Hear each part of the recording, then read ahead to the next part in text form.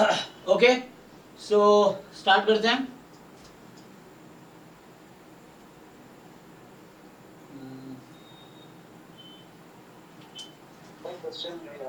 अच्छा ठीक है।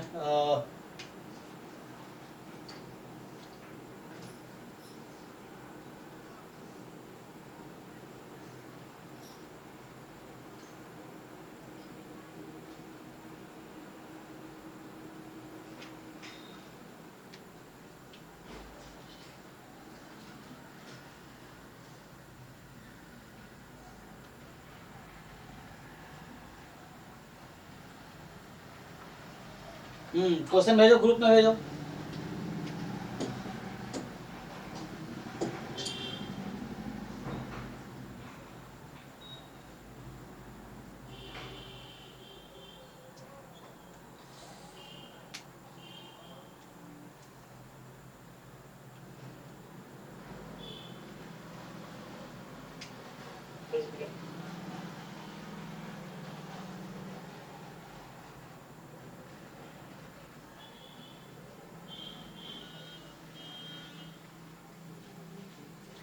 So let x be the random variable with distribution function।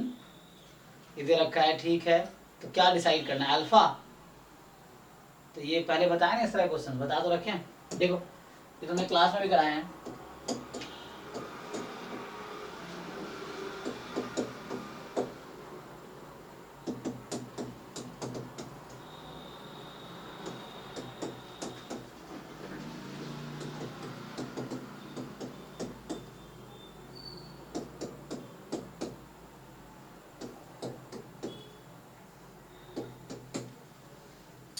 सो ये मिक्स रैंडम वेरिएबल है, ठीक है ना। तो हमने पढ़ा था इसके बारे में जब थ्योरी कवर कर रहे थे। तो मिक्स रैंडम वेरिएबल क्या होता है कि इसमें कुछ डिस्क्रीट वाली प्रॉपर्टी होगी, कुछ कॉन्टिन्यूअस वाली प्रॉपर्टी होगी। मतलब प्योरली यहाँ तो डिस्क्रीट है ना, ही कॉन्टिन्यूअस है। सो हमने कहा this can be written as alpha time f1x plus 1 minus alpha time f2x, ठीक है ना। सो तो अल्फा क्या है, तो ये बहुत इजी है। तुम इसको दो पार्ट में ब्रेक कर लो। जैसे यहाँ 0 1/6 1/6 प्लस क्या बचा 0 x/3 और कितना बचेगा 5/6 हो गया। तो उसमें डाउट क्या है,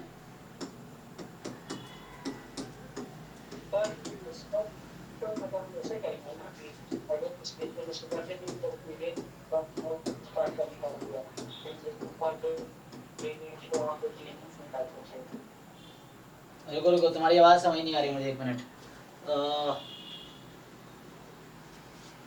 पहले कैलकुलेट कर देता हूँ, रुको।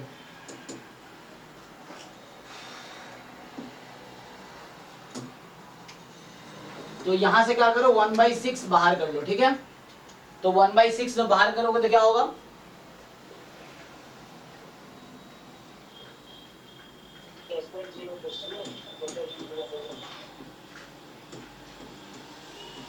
मिक्स कर दोनों को एक साथ मिला लेंगे।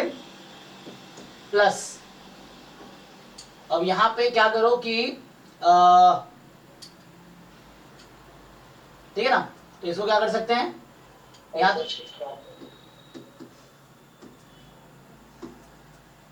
तो 5/6 जब बाहर करो तो 6/5 मल्टीप्लाई करोगे। तो इसमें कितना बचेगा, 5/6 कॉमन लोगे तो 2/5x प्लस 1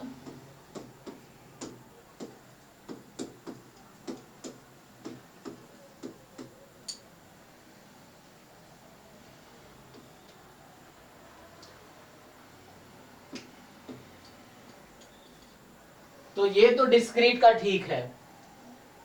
और क्या ये कॉन्टिन्यूअस है, 0 पे 0 है तो 1 पे तो 1 आना चाहिए। पहली बात तो ये चेक करो ये CDF है, तो CDF होने के राइट कॉन्टिन्यूअस नॉन डिक्रीजिंग। और तो कोई और नंबर कॉमन ले लो, क्या कर सकते हो, एक और काम करो। यहां कितने का जंप है एक्चुअली,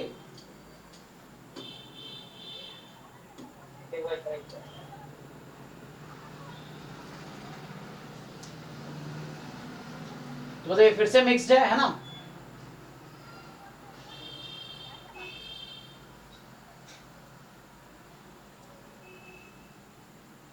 तो ऐड सब ट्रैक कर लो इसको वापस।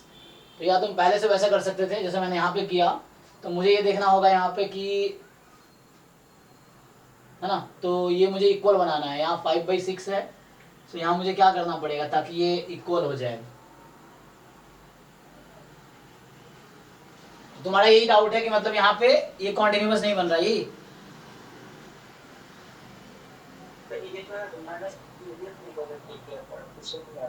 नहीं नहीं, पीडीएफ में क्यों बदलोगे? पीडीएफ डायरेक्टली कैसे निकालोगे?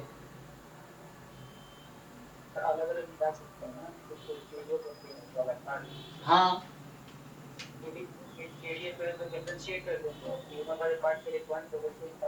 हाँ ठीक है।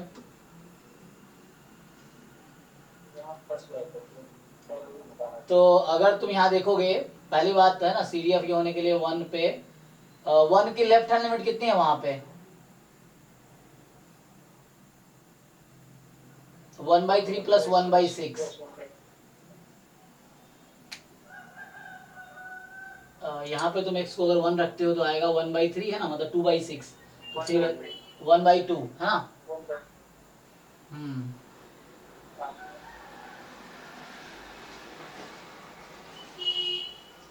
हाँ ठीक है, ऐसे तो ठीक है। अब इसको फर्दर रिड्यूस करना पड़ेगा हमें। तो इसको फर्दर ब्रेक करने के लिए आपको क्या करना होगा? इसको मतलब ऐसे ठीक है, एक तो आ गया। आंसर पता है दिया हुआ है क्या? क्या है आंसर?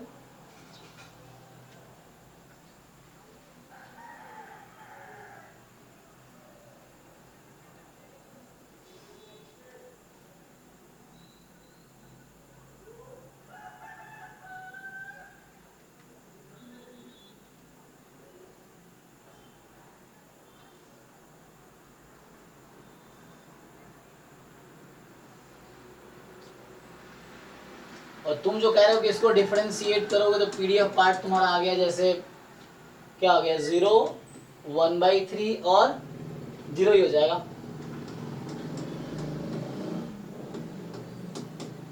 ठीक ना? तो मतलब 1/3 जब x 0 से 1 में है, ऐसा होगा। तो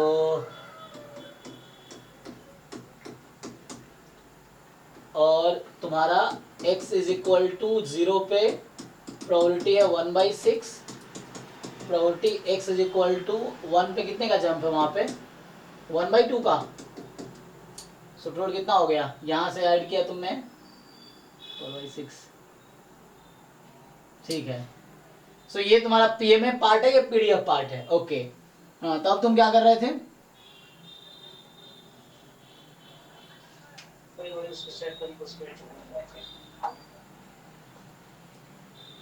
तो इसके करस्पॉन्डिंग सीडीएफ लिखोगे तो क्या होगा?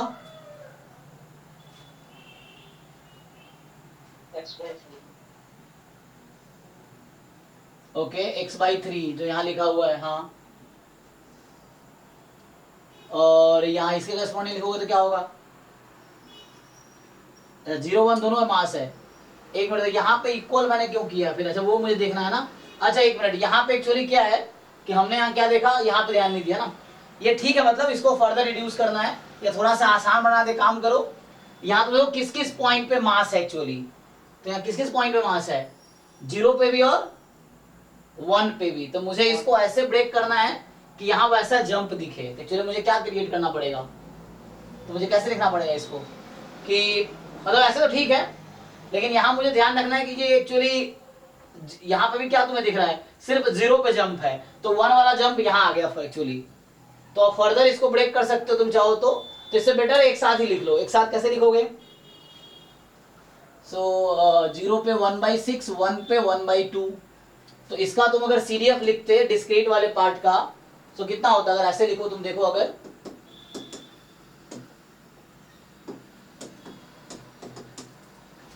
0 when x less than 0, अभी ऐसे में लिख रहा हूं 1/6 when x more than equal to 0 less than 1, और 1/6 प्लस 1/2 कितना हो जाएगा? इसको ऐड कर लो। कितना होगा 2/3। तो ऐसे इसको बनाओ यहाँ पे, ये बेटर रहेगा। तो तुम इसको यहाँ मैंने 1/3 करने के बजाय 1/6 करने के बजाय यहाँ तुम 2/3 लिखो,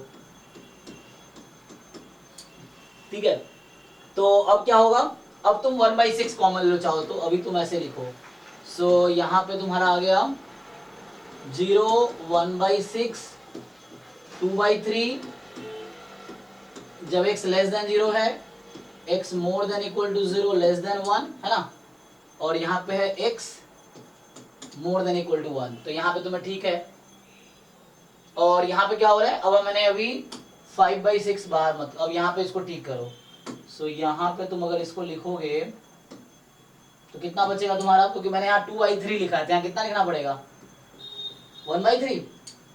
हाँ, तो मुझे ये एक्चुअली शुरू में ना मैं पहले ब्रेक किया था, जस्ट एक पॉइंट कह रहा हूँ, लेकिन यहाँ पता चला कि यहाँ पे there is a 2 point of discontinuity. तो जिस पॉइंट पे CDF डिसकंटिन्यूअस है वहां पे जंप होगा। तो यहाँ पे एक्चुअली जब डिस्क्रीट का लिख रहे हैं तो यहाँ आपको देखना है कि 0 पे भी जंप है, 0 की लेफ्ट हैंड लिमिट 0 है एंड 0 की राइट हैंड लिमिट 1/6 है।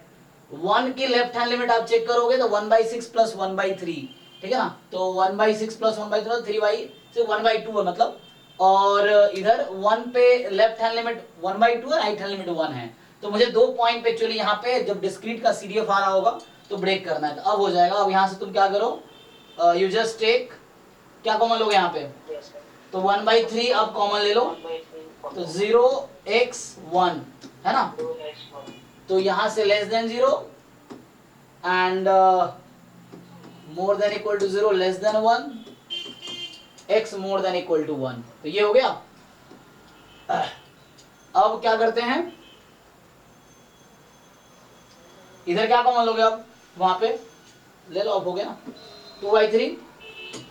सो यहां से तुम 2/3 कॉमन निकाल लो, है ना। सो बेटर है पहले ही कॉमन निकाल लो। तो यहां से अगर तुम 2/3 पहले ही कॉमन निकाल लोगे तो कितना बचेगा, यू टेक 2/3 कॉमन।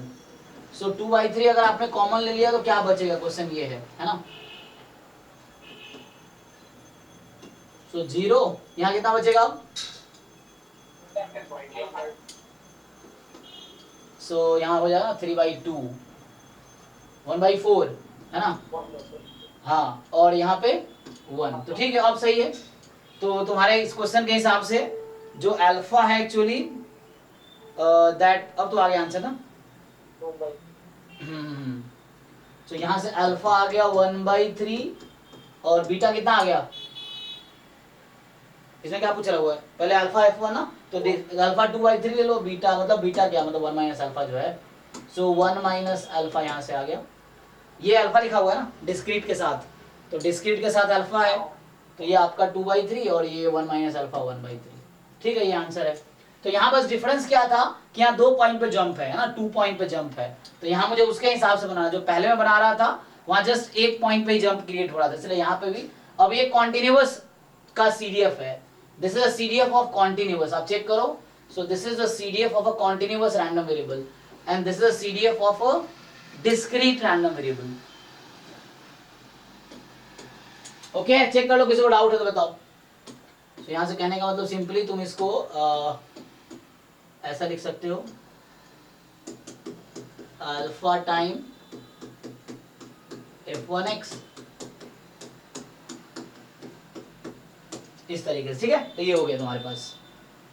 नेक्स्ट बताओ, हो गया ना, तो अभी टाइम है। नेक्स्ट वाले में क्या डाउट है तुम्हारा, कि x जो है, x is normal mu sigma square, ठीक है। y, हाँ y इसका CDF नहीं है, y इसका CDF होता तो वो ऐसा लिखा होता, ऐसा नहीं है। वो क्या है, फाई ऑफ x है, तो ये y एक्चुअली z तुम्हारा होता है x minus mu by sigma, तो इसका डिस्ट्रीब्यूशन क्या आता है,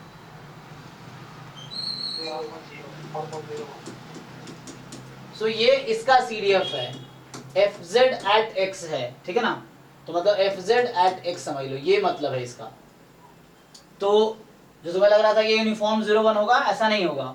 यूनिफॉर्म 0 1 कब होगा, ठीक है ना? तो उसमें क्या है कि हाँ, सो अभी एक मिनट ध्यान दो, क्या ना, हमने जो थ्योरम पढ़ा था उसमें ये पढ़ा था कि F X of X has distribution uniform 0 1, ठीक है ना? तो ये इसका डिस्ट्रीब्यूशन यूनिफॉर्म 0 1 है एक्चुअली, ठीक है ना? So F X of X has distribution uniform 0 1, लेकिन यहाँ पे ये z है और वो x है। कोई बात नहीं, इसको तुम ब्रेक कर सकते हो। तो तुम्हारा ये डाउट है यूनिफॉर्म 0 1 होगा, तो ऐसा नहीं होगा। अब इसको ब्रेक करो, तो उसको समहाउ तुम्हें ब्रेक करना है ना।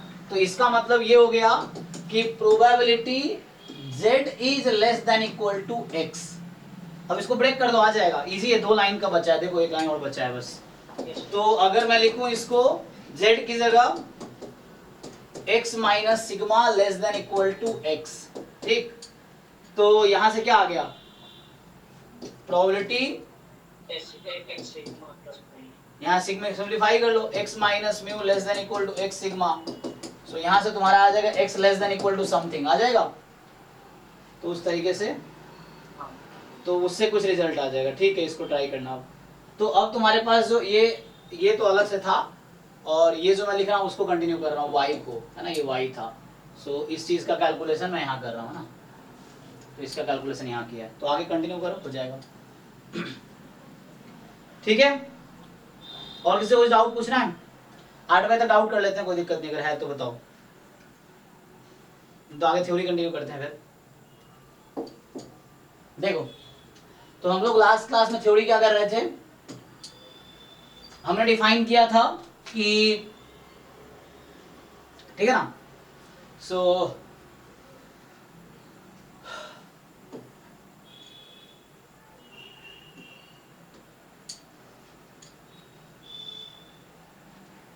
चलो सॉल्यूशन तो हो ही गया, तो उसको डिलीट कर सकते हो, है ना? तो ठीक है, इसको हटा दो।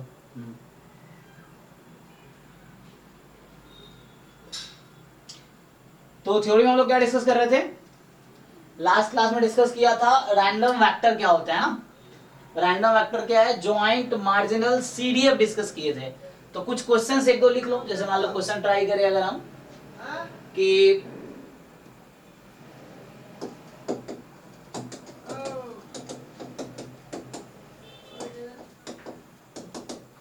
ठीक है,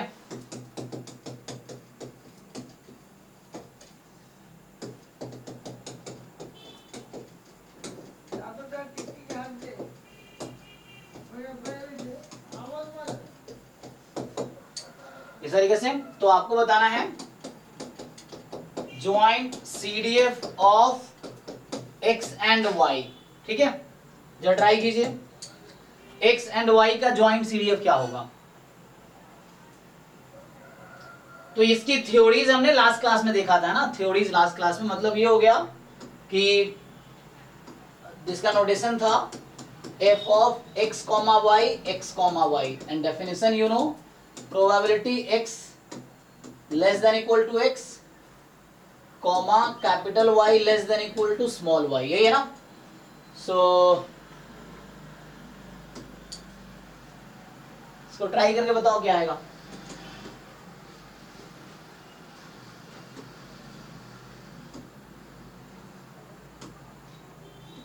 तो इजी है ना? सो x का जो सपोर्ट है actually, x can take value 0 और 1 एंड सिमिलरली, अच्छा 2 बार नोट्स किया ना, 0 1 2, तो ये ज्यादा हो गया मुझे लग रहा है 0 1 2 पे फिर केसेस, ठीक है चलो कोई बात नहीं। एंड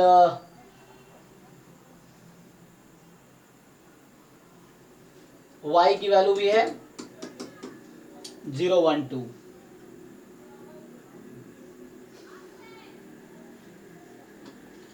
तुम लोग वन वेरिएबल में लिखना जानते हो ना, सो यू ऑलरेडी नो। अगर मैं जस्ट ये मुझे लिखना है joint CDF of x y at x y, अगर मुझे सिंपली वन वेरिएबल का लिखना होता तो यू नो ऑलरेडी कि वन वेरिएबल में क्या होता है ना? जैसे सीडीएफ ऑफ एक्स, इसी क्वेश्चन में अगर मैं लिखता जैसे था कि नंबर ऑफ हेड्स obtained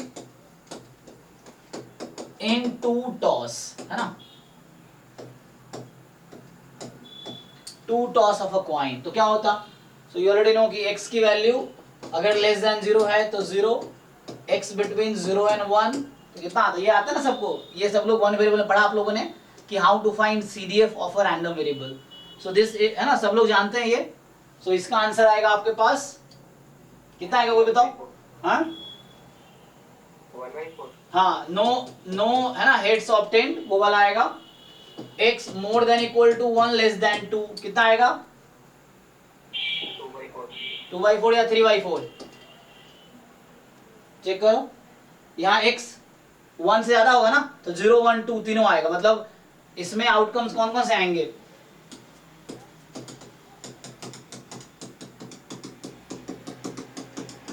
ठीक है, तो पहले वाले केस में बस ये वाला आउटकम आएगा, दूसरे वाले में ये तीनों आएगा,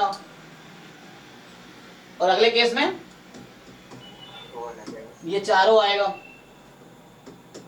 ठीक है, तो ये हमने पहले डिस्कस कर रखा है, सेम चीज y का भी है, सो यही CDF y की भी होगी, अगर मैं y का अलग से लिखता हूं तो बिल्कुल सेम ही चीज आएगी, तो इसको आप है ना, सो x एंड y का सिमिलर ही आएगा, सो ये मैं सेपरेट बता रहा हूं आपको, y का भी लिखूंगा तो y का भी आंसर सेम ही रहेगा, सो अगर मैं y का अलग से लिखता हूं,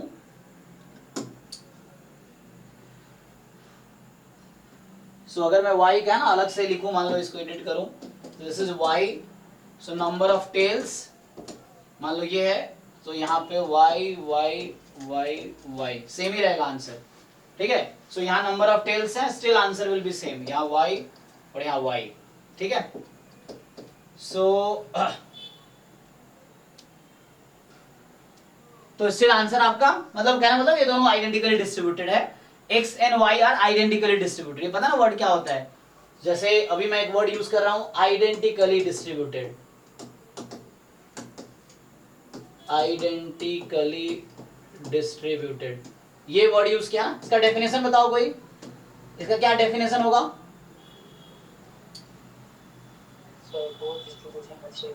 हाँ, so both have same PDF or same PMF या same CDF, so like two random variables x and y are identically distributed if and only if CDF of x at some point t, CDF of y at some point t is equal for all t belongs to R, ठीक है ना, so for all t belongs to R, definition में किसी doubt है, so what I want to say कि ये दोनों CDF equal है ना, आपको दिख रहा है कि नहीं, कॉमन वेरिएबल पे, यहाँ हमने वेरिएबल कॉमन ले रखा है टी, यहाँ जैसे ये स्मॉल x के टर्म में है, ये स्मॉल y के टर्म में है, but if you replace variable तो दोनों सेम ही आंसर दे रहा है ना, किसी को डाउट हो तो पूछना आप, so these two random variables are identically distributed, are they equal, can we say both are equal random variable, no, ठीक है, they are not equal, why they are not equal, so it is counting number of tails, one is counting number of heads, so it is counting tails है ना, and it is counting heads, so both are different random variable but they have same distribution, so it is called identically distributed, equal random variable are different thing, so identically distributed may not be equal, equals are identically distributed, no problem, but identically distributed random variables may not be equal random variable, so x and y here are different random variable but you can write like this, so both have different meaning, ठीक है ना, सिर्फ equal का मतलब दोनों की meaning same है और डी ऊपर लगाने का मतलब दोनों का डिस्ट्रीब्यूशन सेम है, सो नोटेशन है, this is notation for this, so मतलब ये है कि लाइक अगर मैं बोलूं, सो इसका नोटेशन होगा like we write it x is identically distributed with y, so this is the notation, okay बीच में आगे इसलिए बता दिया, मेरा क्वेश्चन पर्पस ये है मेनली, है ना, कि हमारा पर्पस क्या है, इसका जॉइंट CDF फाइंड करना, सो कोई ट्राई करना चाहेगा, बताओ अगर आंसर आया आपका तो, what should I right,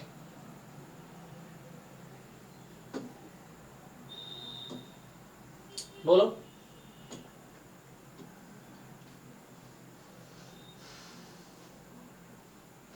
try करो, पहले ट्राई करो, कोशिश करो, गलत होगा फिर मैं कराऊंगा, आप ट्राई करो पहले। तो केसेस कैसे बनेंगे? x less than 0, y less than 0। सो कोई भी एक हो, दोनों जरूरी नहीं है, कोई भी एक हो जाए। सो x लेस देन 0 हो जाए और y लेस देन 0। मुझे और अलग से क्यों लिखना पड़ रहा है? क्योंकि अगर मैं कॉमा लगाता ना, तो कॉमा का मतलब एंड है, AND, इंग्लिश वाला एंड। सो इसका मतलब ये है कि वो इंटरसेक्शन हो जाएगा, मतलब अगर कॉमा लगाऊंगा तो इंटरसेक्शन हो जाएगा, एंड हो जाएगा, तो मुझे और अलग से एक्सप्लिसिटली लिखना पड़ रहा है। सो x लेस देन 0 और y लेस देन 0। तो ये एम्प्टी सेट है actually, you know, because there is no value of x that attains value less than 0। So there is no value of x that attains value less than 0। So ये empty set है, तो यहां तो 0 ही आएगी probability. Now when x is between 0 and 1 and y is between 0 and 1, so what is the probability? So I want to say, for example, I want to calculate x, you are choosing between 0 and 1. So for example, I take value like 0.5 comma 0.5. So meaning is x less than half, y less than half. So now you see which value of x and y will come into this inequality. क्या लिखूं मैं? x की कौन सी value satisfy कर रही है इस inequality को? 0 and y is also 0, right? So x 0 के करस्पॉन्डिंग कौन सा आउटकम है ना? x 0 मतलब नंबर ऑफ हेड्स, तो there is no head, sample space लिखा है कि नहीं? Sample space you already know, HH, HT, TH, TT। So यहां आ जाएगा आपके पास x0 no head, TT, comma का मतलब इंटरसेक्शन, ठीक है? y0 मतलब HH, तो फिर भी 0 हो गया तो, हाँ ओके, एक बार चेक कर लो, सही है ना? तो मतलब ऐसा x between 0 and 1, y between 0 and 1, still it is 0।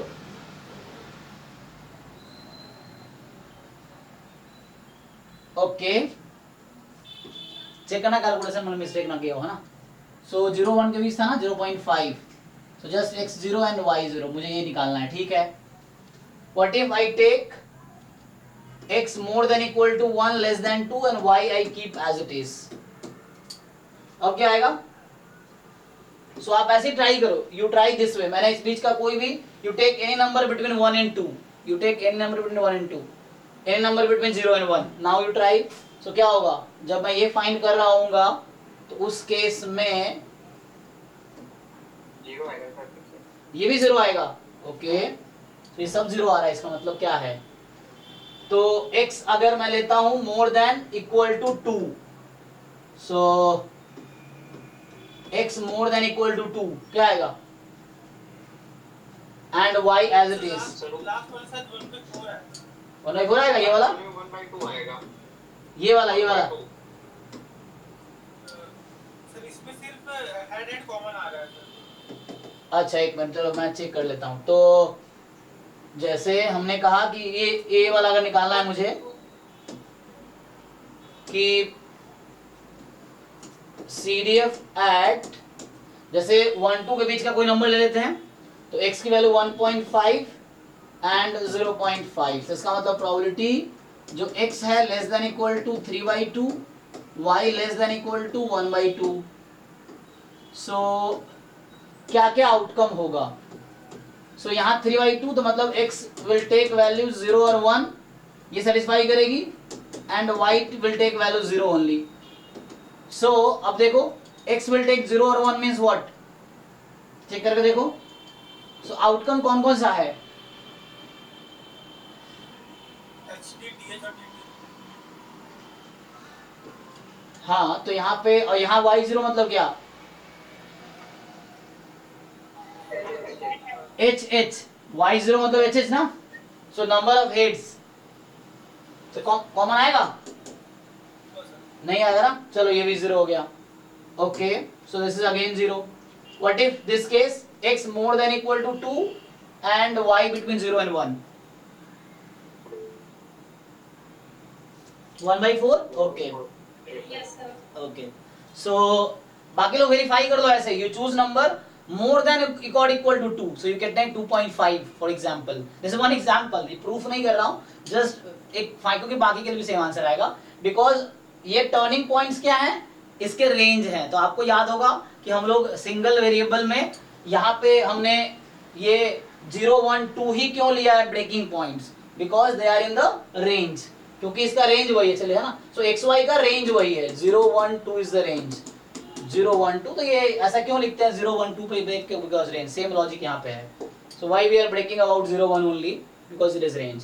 सो अभी मैंने इसको फिक्स रखा हुआ है तीनों में, इसको वैरी कराया है, अगली बार में फिर ऐसे ही, तो यहाँ पे जैसे 1/4 आ गया, तो मैं इसको एक साथ लिख सकता था, ओके नेक्स्ट, सो नेक्स्ट क्या है, अब x के आगे जा नहीं सकता, x का सपोर्ट मैक्सिमम 2 ही है ना, सो आगे लिखने का मतलब नहीं है, तो अब मैं क्या करता हूँ, इसको बढ़ाता हूँ, तो y बिटवीन 1 एंड 2, अब सेम रहेगा लाइक x बिटवीन 0 एंड 1, तो कुछ आंसर आएगा, ये भी आई थिंक 0 ही आएगा, 0. हाँ लाइक दिस, फिर मैं नेक्स्ट लूंगा कि x between 1 and 2, y between 1 and 2, क्या आएगा 1/2. 1/2 या 4, चेक कर लो एक बारी, Yes, sir, 1/2. सो x 1 से 2 में है और y भी 1 से 2 में है, तो ये 1/2, ठीक है, बाकी लोग चेक करना। अब ये आगे क्या हो सकता है, x more than equal to 2, y between 1 and 2,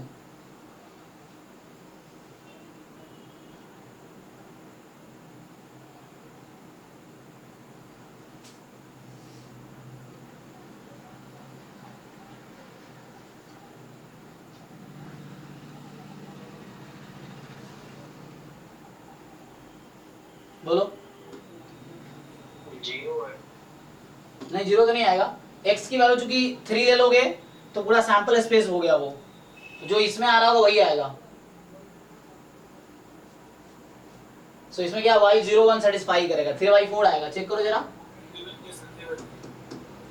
so similarly देखो एक्चुअली होता क्या है ना, तुम अगर ध्यान दे रहे हो मैं कर क्या रहा हूँ, ये x का अलग लिखा मैंने, y का अलग, अब ज्वाइंट लिख रहे हैं, तो यहाँ पे 4 केस था, यहाँ पे 4 केस था, तो तुम क्या कर रहे हो, तुम एक केस के साथ 4 लिखोगे, तो चूंकि पहला दूसरा तो 0 0, मतलब पहला इसका और पहला इसका 0 था, तो कोई प्रॉब्लम नहीं, तो मेन ये 3 और ये 3, तो तुम्हें एक एक करके सेलेक्ट करना है एक्चुअली, है ना, तो एक के साथ ये 3, एक के साथ 3 3 या 9 केसेस में बना दूंगा अभी, जो मैं अगले पेज में क्या ही कर रहा हूँ, पहले ये लिया, फिर ये लिया, फिर इसके साथ अगला वाला, इसके साथ अगला वाला, फिर अभी क्या कर रहा हूँ, इसके साथ ये वाला, इसके साथ ये वाला, इसके साथ ये वाला, फिर इसके साथ ये, इसके साथ ये, इसके साथ ये, टोटल 9 केसेस बन जाएंगे, मतलब 10, एक एक्स्ट्रा ये भी तो है 0 0 वाला, तो है 9 नीचे बनेगा, 10 केस टोटल बन जाएंगे, समझ रहे हो, वही तुम अगर you already know how to find the CDF in case of single random variable, तो उसी में अब ज्वाइंट लिख रहे हैं, मुझे एक साथ सोचना है, तो मैं ये रेंज कैसे डिसाइड करूं,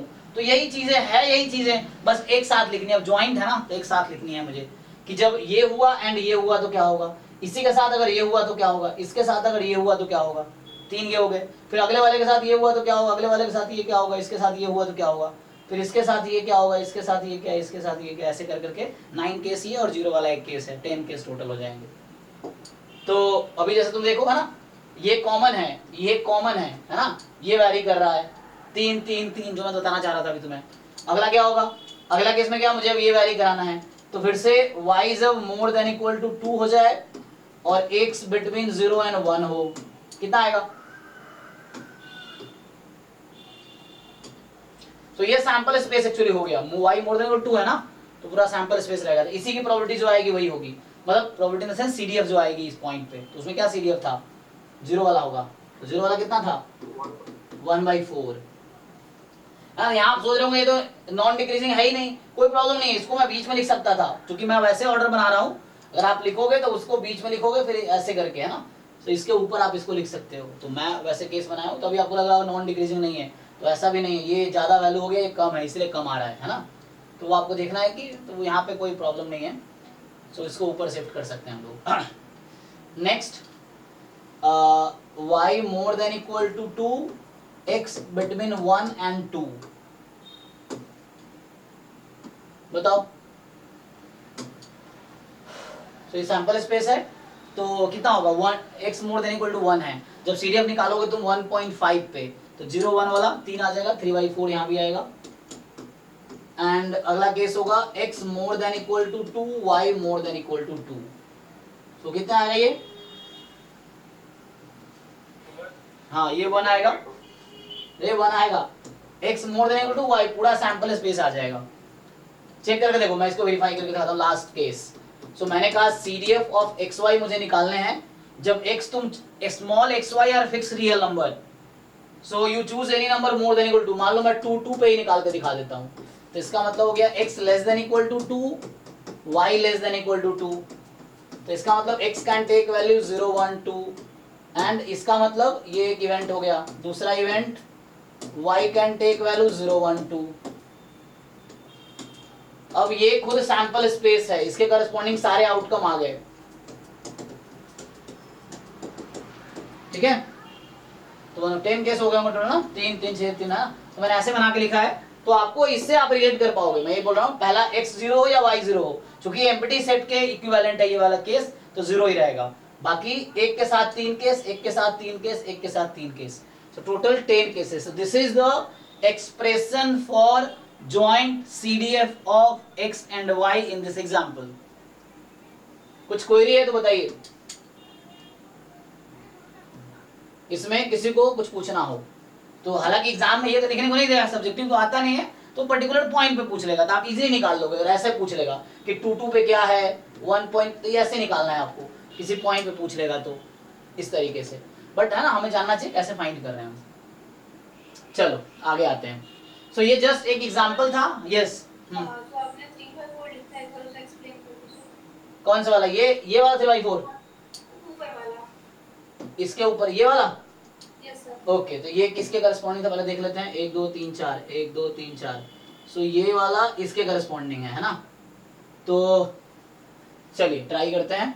तो आप कोई भी एक स्मॉल x चूज कीजिए मोर देन इक्वल टू 2, तो आप मुझे बताइए मैं किस पॉइंट पे फाइंड करूं CDF, नंबर बताइए इसके हिसाब से और इसके हिसाब से। 2 और y क्या 1 ही ले लो। So probability x less than equal to 2 comma y less than equal to 1, ये डेफिनेशन है, this is the definition of this. So हो गया ना, हाँ, x can take value 0 1 2 and y will take just 1 0 1, y will take 0 1 both. So ठीक है, okay. So this is how we find joint CDF in case of discrete. ये क्या था, इन case of discrete. What if it is continuous, तो continuous के लिए हमें joint PDF जानना पड़ेगा। तो हमने लास्ट क्लास में इंट्रोड्यूस किया था what is the definition of random vector, joint CDF, फिर उससे मार्जिनल भी फाइंड किया था। आप वो वेरीफाई कर सकते हैं। अगर आपसे इसी में पूछूं, आप मुझे देख के बताओ। So consider this CDF and considering the CDF you find, so what is the CDF of, जैसे मान लो लिख दूं मैं 2 कॉमा प्लस इन्फिनिटी। अब इसमें देख के बताइए आंसर क्या है। It is 1 CDF XY, CDF of XY, मान लो मैं अगर बोल दूं आपको कि 1 3/2 कॉमा प्लस इन्फिनिटी, ये कितना है,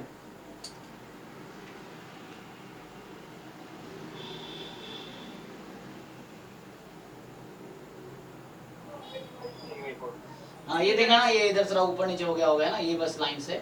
सो ये 3/4 है, मतलब जॉइंट जब लिखा है तो आप कैलकुलेट कर सकते हो किसी पॉइंट पे।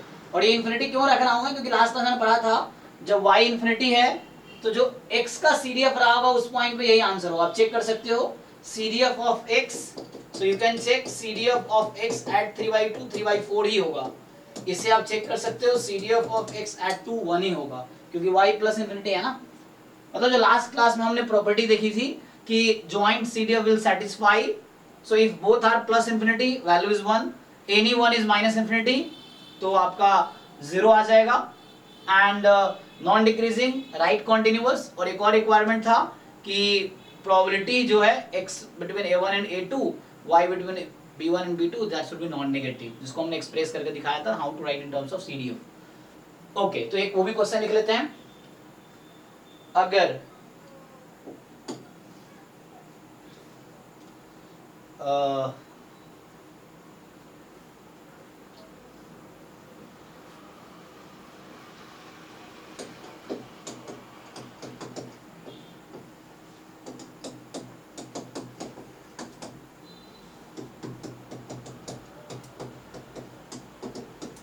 जैसे मैंने लिखा था ना, अगर मैं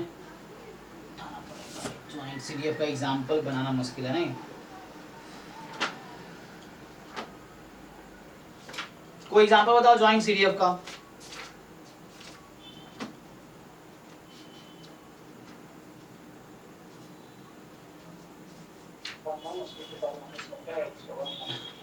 तो वो तो हमने कल लास्ट क्लास में लिखा ही था। कोई दूसरा एग्जांपल बताओ। ऐसे तो है ना ढूंढना। ठीक है, अभी चलो मान लो मैं अगर तुमसे ऐसे पूछ लूं, ठीक है वही लिख देता हूँ। तो क्या था, 1 माइनस ई की पावर माइनस एक्स, 1 माइनस ई की पावर माइनस वाई। इसको मैं ओपन करके भी लिख सकता हूँ। तो ओपन करके अगर आप लिखेंगे तो ये बन जाएगा 1 माइनस ई की पावर माइनस एक्स, ई की पावर माइनस वाई, ई की power minus x plus y plus में, ठीक है ना, यही आएगा एक्सप्रेशन ओपन करके। So this is when x is more than equal to 0, y is more than equal to 0 and 0 otherwise. तो मैं आपसे क्या पूछना चाह रहा हूँ, this is joint CDF. So the question is, what is the probability x being between 1 and, चलिए मान लीजिए 2, ठीक है, यहाँ इक्वलिटी लगाओ, यहाँ हटा दो। ये कॉन्टिन्यूअस हालांकि नहीं है, अगर सॉरी कॉन्टिन्यूअस है तो यहाँ इक्वलिटी है, कोई प्रॉब्लम नहीं होगा। and y between let's say 3 and 4. so ये कैलकुलेट कर सकते हैं आप लोग। यहाँ लगा दो।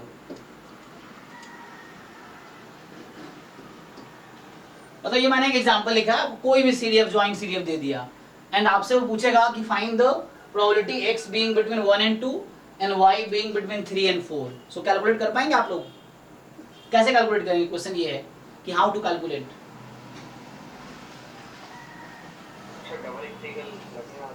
डबल इंटीग्रल कैसे लगाओगे? डबल इंटीग्रल किसका लगाएंगे? ये तो ज्वाइंट सीडीएफ है ना, so you have to use joint CDF only. हाँ यस। तो लास्ट क्लास में आपको याद है वन वेरिएबल में क्या करते थे? अगर वन वेरिएबल मुझे सीडीएफ पता है तो हम प्रोबेबिलिटी कैसे निकालते थे? वही यूज करो जो टू वेरिएबल में लिखाए थे लास्ट क्लास में। So F of X comma Y at lower limit, दोनों का लोअर लिमिट लो, plus F of x Y दोनों का अपर लिमिट लो, अपर बाउंड, सो दोनों का upper bound, minus C D F of x y, x का lower bound y का upper bound, minus C D F of x Y, अब x का upper bound y का lower bound. So ये आप put कर दो, इसमें पुट करना आसान है ना। एफ एक्स वाई 1 3, तो x को 1 रखो, y को 3 रखो, एक नंबर आ जाएगा। सो आप पुट करके आंसर निकाल लोगे आप लोग। जस्ट ये जाना कि हाउ टू कैलकुलेट डायरेक्टली, इसमें पीडीएफ निकालने की कोई जरूरत नहीं, डायरेक्ट ज्वाइंट पीडीएफ निकालने की जरूरत नहीं है। आप directly you can use directly joint CDF to find the probability. Same one variable में भी था ये कॉन्सेप्ट, है ना। सो वन वेरिएबल में कॉन्सेप्ट क्या था, तो आपने अलग जानते हो आप लोग। तो जैसे यही वाला है ना, सो इसमें क्या होता है कि आप ऑलरेडी जानते हो कि probability x being more than a less than equal to b। So ये हम जानते हैं fx at b minus fx at a. So this is a formula in one variable, how to find probability using CDF. So in two variable this is the formula, so how to find probability using CDF. Okay, आगे बढ़ता हूँ। तो अभी मैं next term define करता हूं। So I will define joint PMF.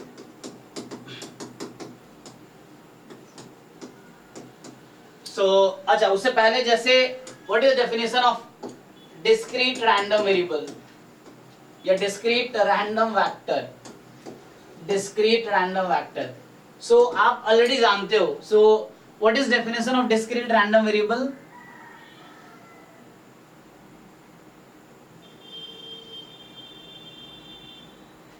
Definition of discrete random variable, sir जिसका support countable countable हो, ठीक है ना। तो उस तरह से सो मतलब सिंपल रैंडम वेक्टर है, तो तुम चाहो तो उसके टर्म में ही लिख दो, रैंडम वेरिएबल के टर्म में, कि if x, y are two discrete random variables, ठीक है ना, रैंडम वेरिएबल्स, देन उस केस में जो x, y है वो ऑर्डर पेयर लिख दिया, so this order pair is called a vector, so this is discrete random vector, discrete random vector. So you already know the definition of discrete random variable, जिस random variable का support या range countable set हो.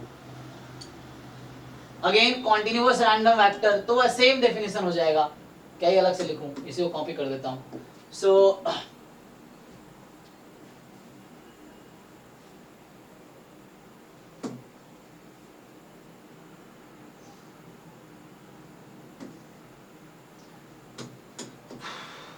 Discrete की जगह continuous कर दो, हो गया. तो जहां जहां डिस्क्रीट है कॉन्टिन्यूअस लिख दो, continuous random vector, continuous random variable. ऐसे कॉन्टिन्यूअस रैंडम वेरिएबल का डेफिनेशन क्या है? Sir probability capital x equal to small x equal to 0 for all x belongs to r. ये काफी है, अकेला ये लाइन काफी है कि probability capital X is equal small x, this is equal to 0 for all small x belongs to r. So point at every real number it will give you 0. So that is only discrete, that is only continuous random variable, है ना. In mixed, at least one point will exist at which mass will be non-zero. In discrete, there exists at least one point that will have mass non-zero, ठीक है. So in case of continuous, there is no point where mass is non-zero. Mass मतलब probability at a point. Okay, so ये vector हो गया. अब मैं क्या बोलना चाह रहा हूँ, definition. So what is a joint PMF? So definition of joint PMF. So simple है. So what is definition of PMF in case of one variable या single discrete random variable? क्या definition है PMF का?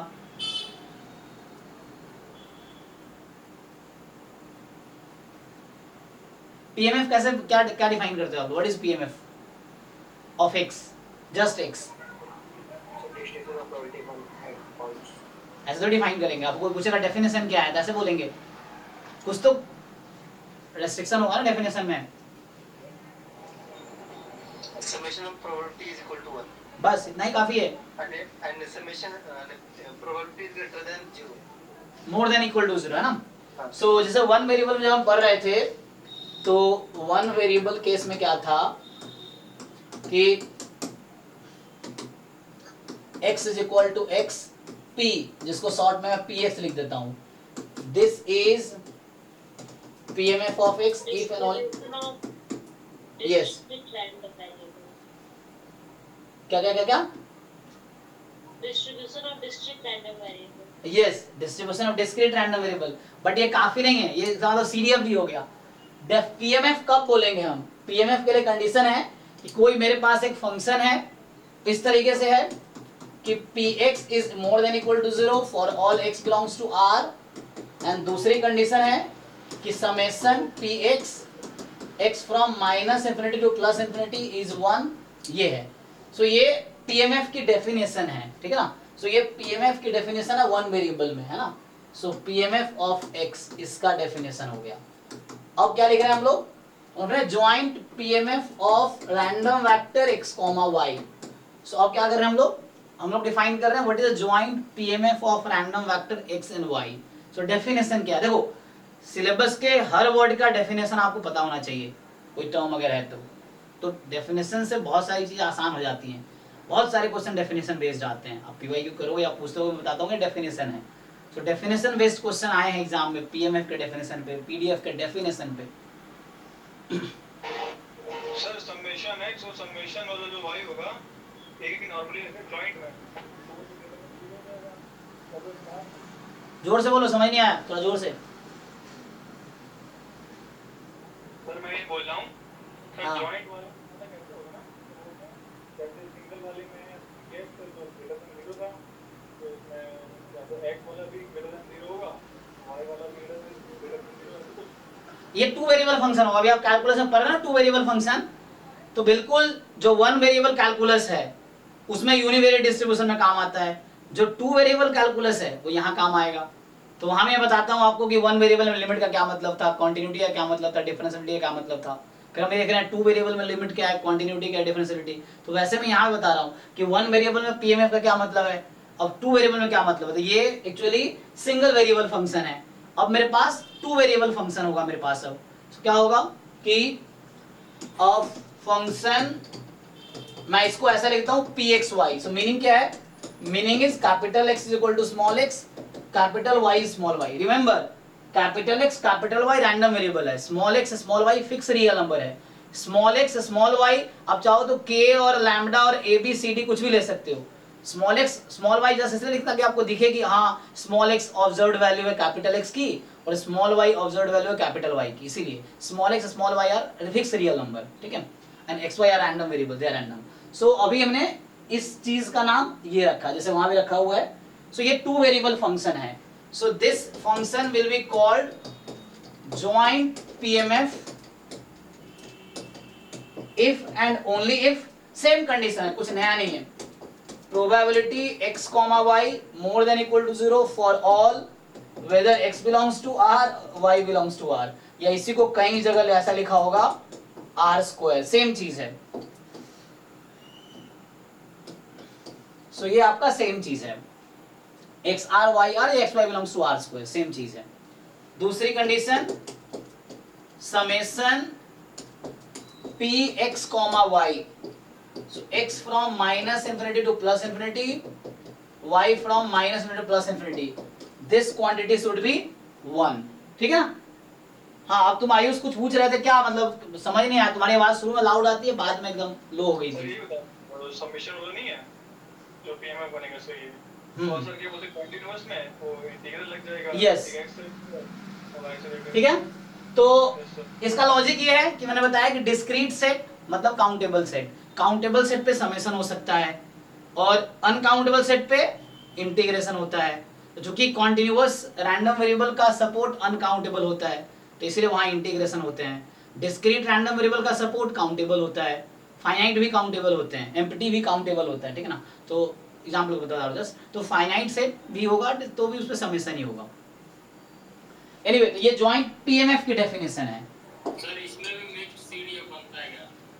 Mixed बन सकता है, yes. तो है ना डिस्क्रीट रैंडम वेक्टर है ना x, y, ये हो गया जॉइंट पीएमएफ की डेफिनेशन हो गई। अब आता है नेक्स्ट, मैं लिखूं जॉइंट पीडीएफ डेफिनेशन, है ना joint PDF. So PDF you already know, probability density function, PMF था probability mass function. So joint PDF of continuous random vector x, y. So again same thing, one variable case में आप क्या लिखते थे, PDF of x का definition था कि a function small fx, जिसको हम ऐसे भी लिखते हैं, this is called PDF of x if and only if, क्या था condition, this function should be more than equal to 0 for all x belongs to R, and second integration function जो भी है ना, this should be 1। तो same चीज यहाँ भी है, ये वन वेरिएबल फंक्शन है, ये टू वेरिएबल फंक्शन होगा। So a function f x y x, y, तो ये x y बताता है रैंडम वेरिएबल क्या है, ये बताता है किसके टर्म्स में आप लिखना चाहते हो। समटाइम्स u भी आप लिख सकते हो, ts लिख सकते हो, कुछ भी। So a function this is joint PDF of xy if and only if, same restriction है। So पहला this function should be more than equal to 0 for all x belongs to R, for all y belongs to R, वैसे ही है। And integration double integration, यहाँ पे दो variable है ना इसीलिए this should give you 0 when x is -∞ plus infinity, इस तरह से, ठीक है। सो ये आ जाएगा हमारे पास।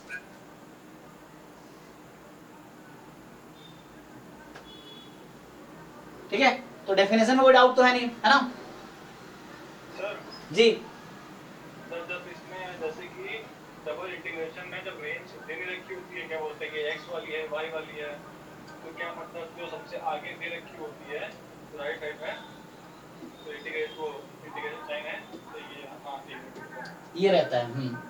तो ये x का है, मतलब ये एक साथ है, फिर बाद वाला बाहर है। सो इधर जो बाहर है उधर जो बाहर वाला है, ऐसा है। Okay sir. ओके, तो हमने ज्वाइंट सीडीएफ पहले डिफाइन किया, तो मैं फिर से एक बार डिफाइन करता हूं ताकि रिलेट कर सको। So joint CDF of x Y, अब चाहे वो देखो सीडीएफ ना डिस्क्रिमिनेशन नहीं करता है। सीडीएफ लिखने का एक ही तरीका है, चाहे वो डिस्क्रीट हो या कॉन्टिन्यूअस हो या मिक्स्ड हो, है ना, तो एक ही तरीका है लिखने का सीडीएफ का। सो इसका डेफिनेशन आपने देखा ही था कि कोई फंक्शन है, सो ऐसे तो मैंने डिफाइन किया था कि joint CDF of x y at x Y. So definition you have seen already.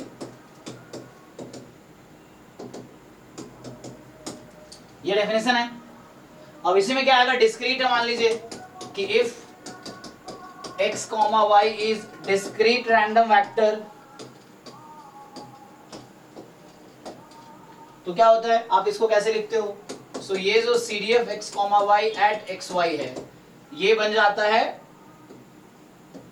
Double summation probability x is equal to, मान लीजिए for example u and y is equal to v, where u will take value minus infinity to x and v will take value minus infinity to y। से discrete case में ऐसे आप लिखोगे, ये meaning हुआ। इसी चीज को मैंने ऐसा लिखा है, कब, जब डिस्क्रीट है।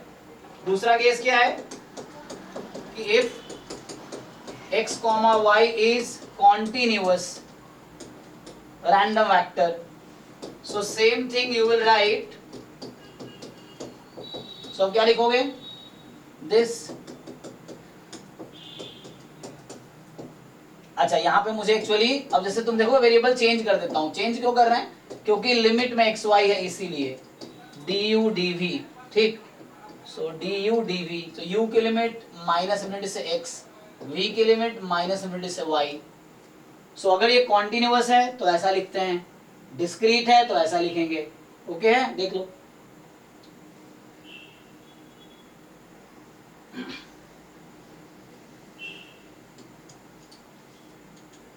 ओके, तो अभी ये है कि ज्वाइंट सीडीएफ और ज्वाइंट पीडीएफ में क्या रिलेशन है।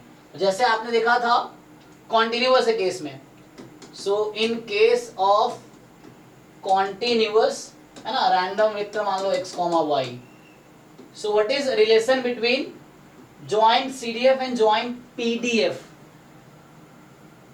तो वन वेरिएबल में क्या होता था, डिफरेंशिएशन सर।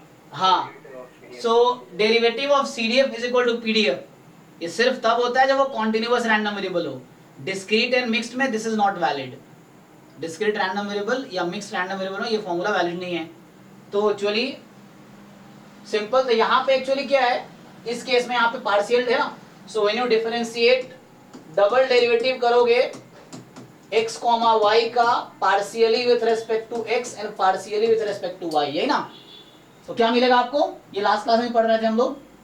सो ज्वाइंट सीडीएफ का partial derivative x and y दोनों के रेस्पेक्ट में, so you will get joint PDF. So ये फॉर्मूला हो गया इन केस ऑफ कॉन्टिन्यूअस के लिए, है ना। ठीक है जी, यस सर। ओके। अब अगर मुझे ज्वाइंट पीएमएफ को लिखना है ज्वाइंट सीडीएफ के टर्म में, तो कैसे लिखूंगा। तो जरा वन वेरिएबल का केस याद करो। वन वेरिएबल में क्या होता था, पहला कि if x is continuous random variable, so derivative of CDF is equal to PDF, ये था।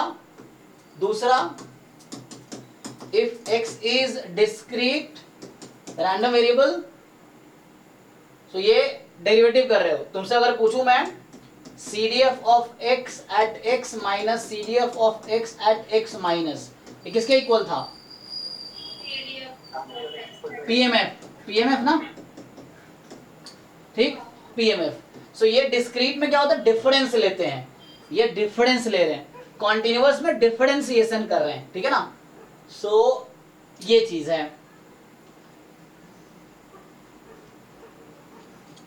सर एक बार जो हाँ, ये मतलब एग्जाम सीढ़ियाँ वाला है। मतलब इन दोनों पे एग्जांपल बना के दिखाओगे, कह रहे हो ना आप? Yes sir. ओके, देखो जैसे एग्जांपल सिर्फ सेकंड वाले पे। सेकेंड वाले पे, ओके देखो, जैसे मान लो तुम्हें मैं एक CDF देता हूं x का। अभी उसने जो आज का पहला क्वेश्चन था वही देख लो। सो 0 व्हेन x लेस देन 0 क्या था, 1/3 प्लस x/6 ऐसा कुछ था। x, 1/6 plus x/3। अच्छा ये था, तो 1 बाई plus x/3। ठीक है ना, तो ये 1 हो गया, और is 1 when x more than equal to 1। अब आप चेक करो, ये CDF है, ये वाला क्वांटिटी CDF है। अब आपसे मैं पूछ रहा हूं कि what is the probability x is equal to 0। तो आपने अगर नोटिस किया होगा, मैंने डायरेक्टली लिख दिया, वहां कैलकुलेट नहीं किया, क्योंकि मैं मान रखा हूं कि तुम्हें आता है। अब जैसे यूज करना है तो एप्लीकेशन दिखाते हैं। सो आप ये फॉर्मूला, हालांकि मैंने वहां भी यूज किया था, अगर आपने देखा होगा जो आज का पहला क्वेश्चन सॉल्व किया मैंने, तो हमने लिख दिया था कि 0 पे प्रोबेबिलिटी कितनी है। तो एक्चुअली इसका मीनिंग यही हुआ, CDF at 0 minus CDF at left hand limit of 0। 0 ऊपर माइनस लगा है, मतलब 0 की लेफ्ट हैंड लिमिट है, 0 से स्लाइटली छोटी नंबर है ये। तो देखो, जब x आपका एग्जैक्टली 0 है तो कहां पे ये आएगा, तो इसमें x की जगह 0 रख दो, क्या आंसर आएगा बताओ? तो ये हो गया 1/6 माइनस, ये लेफ्ट हैंड लिमिट ऑफ 0 है, ये नंबर x क्या है, लेफ्ट हैंड लिमिट ऑफ 0 है, मतलब 0 से थोड़े कम है। तो जब x 0 से थोड़ा कम है तो क्या वैल्यू है CDF की, तो ये है 0। तो इसीलिए आपने वहां देखा होगा, मैंने 0 पे 1/6 प्रोबेबिलिटी डायरेक्टली लिख दिया था। सेम थिंग अगर आप फाइंड करो प्रोबेबिलिटी एट 1, तो same thing CDF at 1 minus CDF at left hand limit of 1। अब आप चेक करो, जब x एग्जैक्टली इक्वल है 1 के, तो exactly equal x equal to 1 यहाँ पे है ना, मतलब x इक्वल टू 1 किस कैटेगरी में है, इसमें आपको ये पहचानना है, फिर वो वैल्यू यूज होगी। सो यहाँ पे तो 1 ही हो गई, minus left hand limit of 1। तो आपको देखना है जब x की वैल्यू 1 से थोड़ी छोटी है, so इस वाले में आ जाएगी। हाँ, अब इसमें x की जगह 1 रख दो, क्या आएगी,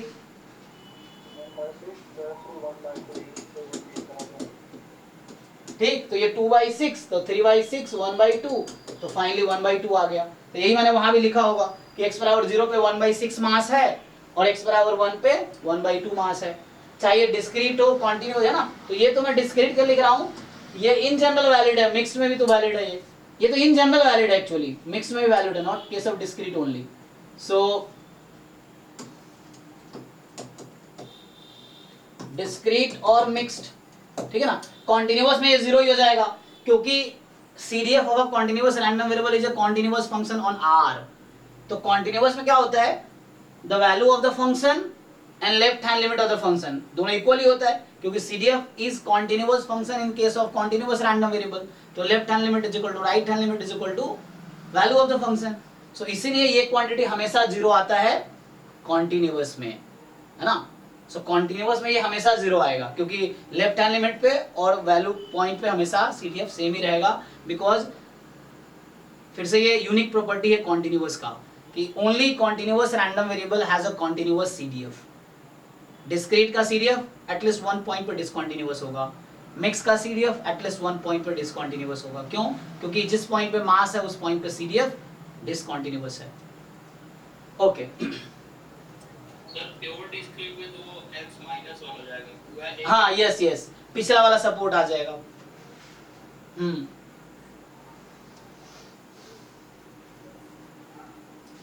ठीक, चलिए, तो ये तो एग्जांपल होगा। वैसे ही इसका क्या है, कहीं पे कंटिन्यूअस का सीडीएफ दे रखा है, डिफरेंशिएट करोगे पीडीएफ आ जाएगा। ओके, तो इसके करस्पॉन्डिंग मैं यहाँ लिख रहा था फॉर्मूला, देखो।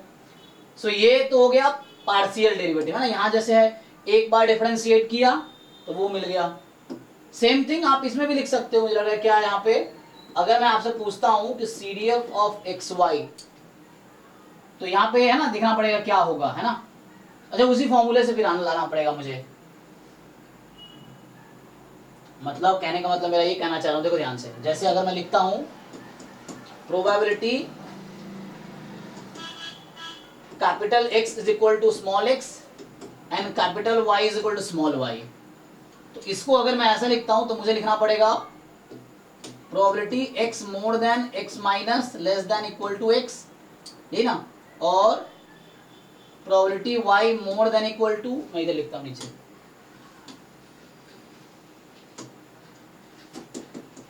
Probability more than x minus less than equal to x and more than equal to y minus less than equal to, not equal to यहाँ पे equal नहीं, so more than y minus and less than equal to y।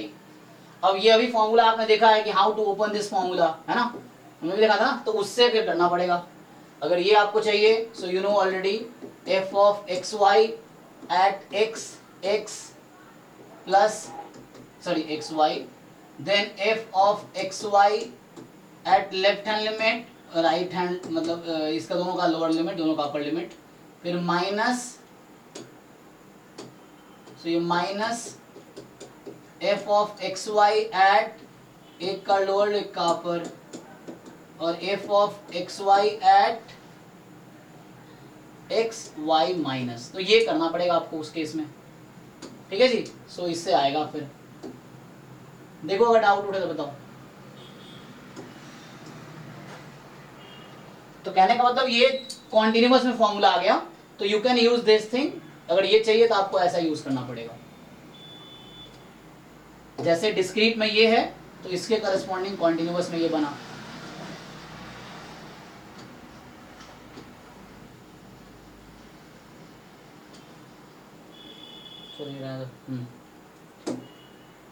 Okay, तो एक बार questions कर लेते हैं।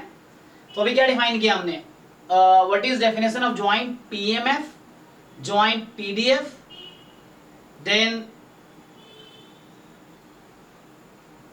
Relation क्या है जॉइंट सीडीएफ और जॉइंट पीडीएफ में, रिलेशन क्या है joint CDF and joint PMF में। So how to obtain this you can write. सो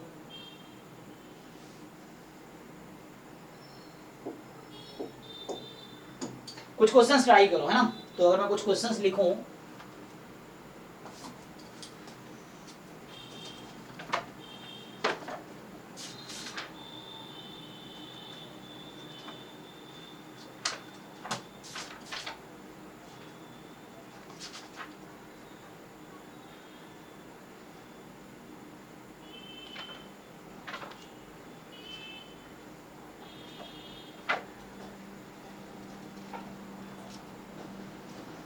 लिखो। तो ये क्वेश्चन ये है पहला कि consider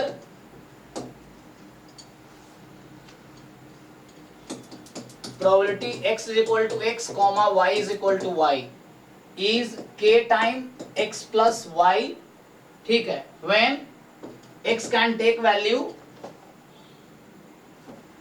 1 2 and y can take value 1 2 3 4, ठीक है, 0 otherwise। तो ये क्या लिखा है मैंने, joint PMF, consider joint PMF of x Y. तो पहला क्वेश्चन ये है, then the value of K is, और इस कॉन्सेप्ट पे एग्जाम में भी क्वेश्चन आया, अभी गेट 2023 में एक क्वेश्चन आया हुआ है, मैं दिखाता हूं आपको इसी कॉन्सेप्ट पे। तो हालांकि बहुत इजी है, डेफिनेशन बेस्ड क्वेश्चन है ये। सो आप बताइए मुझे के क्या होना चाहिए।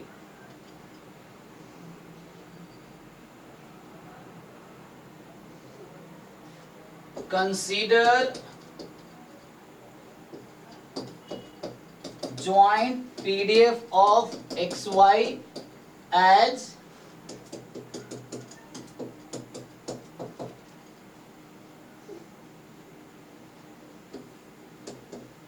k time x when 0 less than y less than 2x less than 1 and 0 otherwise. ठीक, सो ये k टाइम x आपका ज्वाइंट पीडीएफ है. तो again the question is same, what is the value of k? सो आप कैलकुलेट करके जरा बताओ quickly. Sir पहले में k इक्वल टू 1/32.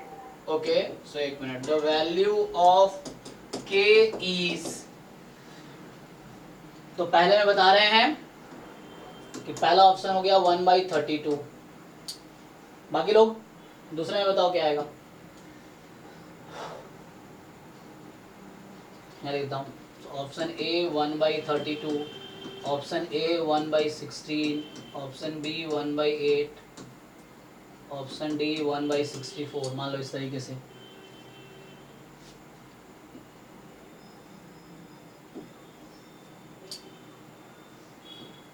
इसमें बताओ 4, 8, 12, 16. ठीक, 4, 8, 12, 16. Definition of joint PMF, definition of joint PDF, उस पर बेस्ड क्वेश्चन है.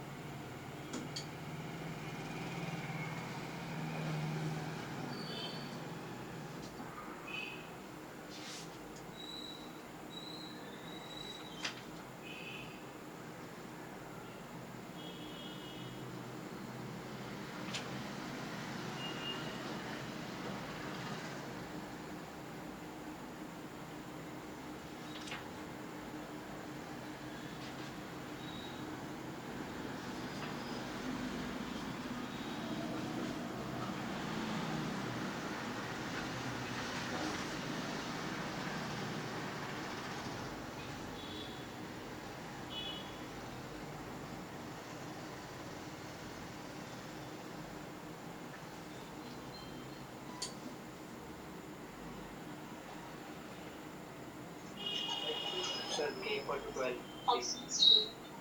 ओके 12 और यहाँ 1/32. ठीक है. सो देखो यहाँ तो बस तुम्हें सम करना है ना. तो क्या होता है, टोटल नॉन नेगेटिव होनी चाहिए, तो k नॉन नेगेटिव और समेशन 1 आनी चाहिए. तो आप क्या करो, जैसे पहला क्वेश्चन में अगर मैं सॉल्व करूं, सो डबल समेशन है ना, या तुम एक काम भी कर सकते हो, टोटल है टेबल बना सकते हो यहाँ पे, मतलब जैसे तुम्हारी मर्जी हो वैसे करके तुम देख लो.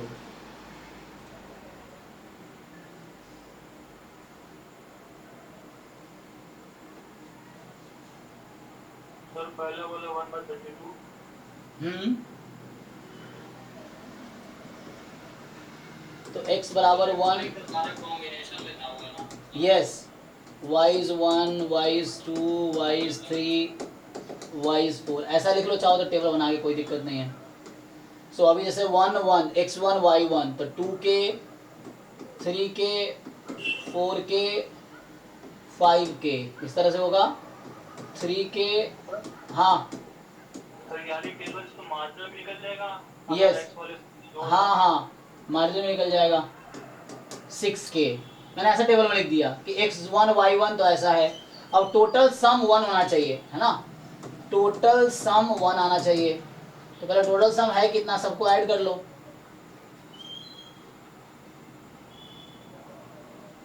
ठीक है ना. तो ये 32k आएगा आई थिंक. सो ये 1 होना चाहिए. तो k बराबर 1/32 हो गया, है ना. और ये नॉन नेगेटिव है तो नॉन नेगेटिव ही आना चाहिए. तो नॉन नेगेटिव है. सो पहली बार तो k मोर देन 0 होना चाहिए, समेशन 1 होना चाहिए.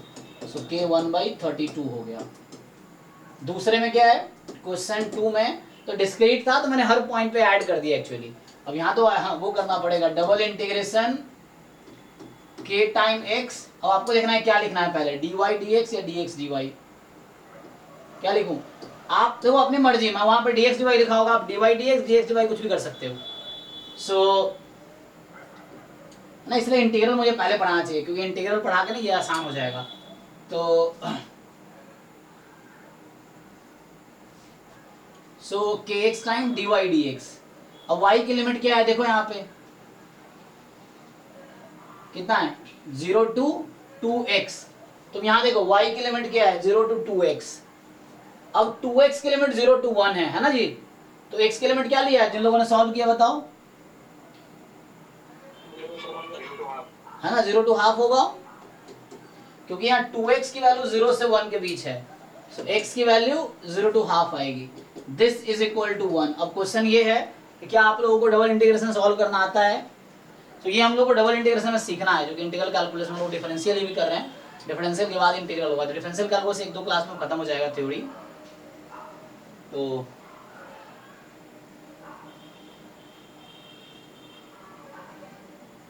सर इस टाइप का सम्स में लिमिट आप कैसे निकालिए वो एक बार बताइए। यस यस, क्योंकि ये इंटीग्रल में भी काम आएगा और यहाँ भी काम आएगा। देखिए इसके लिए तरीका है कि आप ग्राफ बना लो इसका, है ना।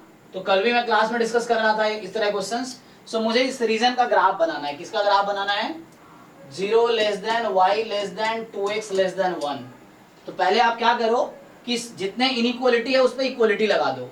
So you first make equality everywhere. आप ग्राफ बनाओ, जैसे y is equal to 0, y is equal to 2x, 2x is equal to 1। मैं क्या क्या इक्वालिटी लगा दिया। ये ग्राफ मुझे बनाने हैं। तो ये y is equal to 0, y is equal to 2x और 2x इज इक्वल टू 1। इसका ग्राफ बनाओ। तो y is equal to 0 is x axis, ठीक है। y is equal to 2x, तो when you put x is equal to 1, ये x axis है और ये y एक्सिस। तो y is equal to 0 is x axis, y is equal to 2x, when x is 1, y is 2। तो ये value आ जाएगी। तो यहां से आ जाएगा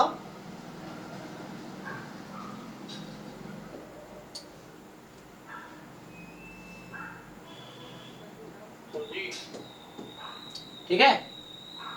और हाँ सर ग्राफ के अलावा कोई दूसरा तरीका है सर? दिखा तो मैं बताया, तो मैं तो ऐसे लिख दिया। देखो ना यहाँ पे y कहाँ से कहाँ तक जा रही है। हाँ सर वो देख लिया।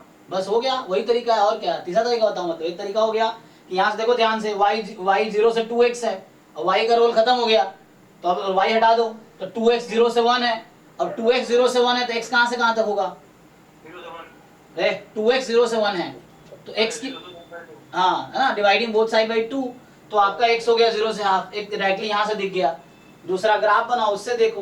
तो 2x बराबर 1, तो x इज 1/2, तो फिर से x 1/2 होगा। थोड़ा सा मुझे है ना वो ग्राफ थोड़ा वैसे बनाना पड़ेगा। तो x इज इक्वल टू 1/2, मान लो ये है 1/2 यहाँ पे। सो 2x है ना लेस देन, अब ग्राफ रीजन डिसाइड कर लो अब कि y लेस देन 2x होना चाहिए। टू डिसाइड द रीजन ना, ये ग्राफ में थोड़ा सा वैसे कॉम्पैक्ट बना दिया, तो थोड़ा लार्ज नंबर लेना चाहिए ना, तो उस तरीके से तुम्हें दिख जाएगा। तो ये वाला रीजन आएगा आई थिंक, है ना।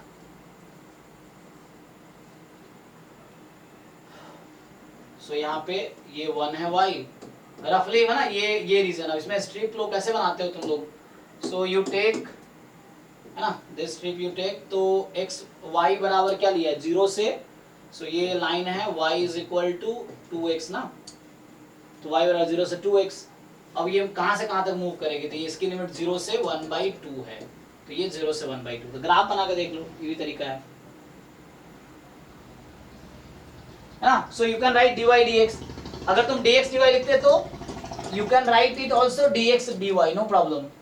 सो kx, so in that case आपको पहले x की लिमिट लिखनी है। तो यहाँ पहले आप x को ध्यान से देखो। सो 2x is between y to 1, तो x क्या होगा? हाँ y/2 से 1/2। अब वो x हटा दो, तो y की लिमिट कहाँ से कहाँ तक जाएगी? 2x का काम खत्म है, तो y इज बिटवीन 0 and 1। सो इससे भी आंसर सेम आएगा। सो यू कैन, है ना, इसको बोलते हैं change of order of integration, जो मैंने अभी किया ना, this is called change of order of integration. Detail में हम करेंगे, इंटीग्रल कैलकुलस करेंगे यहाँ पे। सो मतलब सिंपल है, आपको देखना है कि पहले x की लिमिट लेनी है, मतलब पहले y की या पहले x की, तो वो आपको डिसाइड करना है। सो इंटीग्रल कैलकुलस मुझे पहले ना इस पे काम करना पड़ेगा आपको। किसी को डाउट है बताओ? अब ये इंटीग्रेशन सॉल्व करना आता है कि मैं सॉल्व करूं? देख लो। तो सिंपली जिन लोगों को डबल इंटीग्रेशन जस्ट सॉल्व करके देखो, तो यहाँ से k आपका 12 आ जाएगा। जब आप सॉल्व करोगे you will get k is equal to 12। So ये दोनों क्वेश्चन क्या था, जॉइंट पीडीएफ और जॉइंट पीएमएफ पे बेस्ड है। सर इसका ग्राफ भी यही होगा सर? हाँ ग्राफ कॉमन ही है, बस डिफरेंस क्या आता है, देखो मैं ग्राफ अगर डिटेल में बनाऊं तो ग्राफ कॉमन ही है, बस आपको डिफरेंस कैसे देखना है, ग्राफ से अगर करोगे आप, मान लो x यहाँ 1 है ना, सो यहाँ 1/2 होगा, तो जब 1/2 है तो ये 1 है ना, और ये 1 है तो ये 2 होगा। सो ये जो रफली मैं बना रहा हूँ ना, सो एक तो ना ग्राफ बनाना ठीक है, देखिए सो लाइन बनाएंगे आप, चलो मान लो ये लाइन सही है, y बराबर 2x है ये, ठीक है ना, तो मैं थोड़ा ग्राफ आपको दिख रहा होगा वैसा हो गया है, मतलब 2x दिख नहीं रहा ना, तो एक काम करो फिर से बनाता हूँ।